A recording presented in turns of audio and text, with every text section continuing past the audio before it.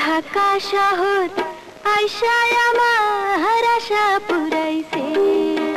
চলে গেলেন বড় পর্দা কাঁপানো অভিনেত্রী অঞ্জনা রহমান।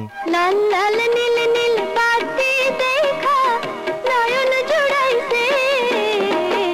জ্বরে আক্রান্ত হয়ে টানা 10 দিন রাজধানীর একটি বেসরকারি হাসপাতালে অচেতন অবস্থায় ভর্তি ছিলেন তিনি।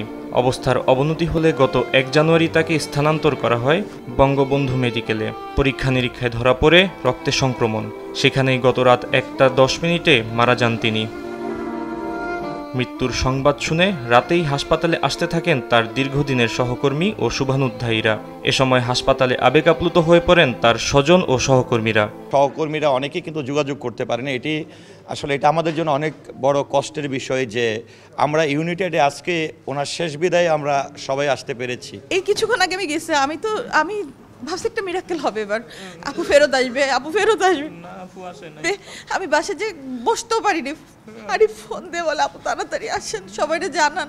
অঞ্জনা আর ফিরে আসবে না তো, অঞ্জনা আসবে না।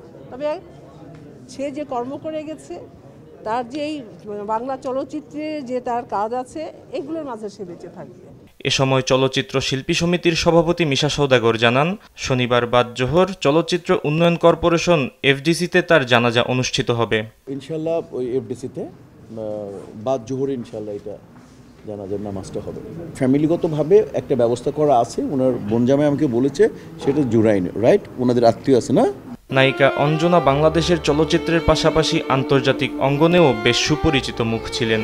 নৃত্যশিল্পী থেকে নায়িকা হয়ে সর্বাধিক যৌথ প্রযোজনা এবং বিদেশি সিনেমায় অভিনয় করা দেশের একমাত্র নায়িকাও তিনি। এ পর্যন্ত 3 শতাধিক সিনেমায় অভিনয় করেছেন। পরিণীতা ও গাংচিলে অভিনয় করার জন্য 2 বার পান জাতীয় চলচ্চিত্র পুরস্কার। ফাহিম ইউসুফ, দেশ টিভি, ঢাকা।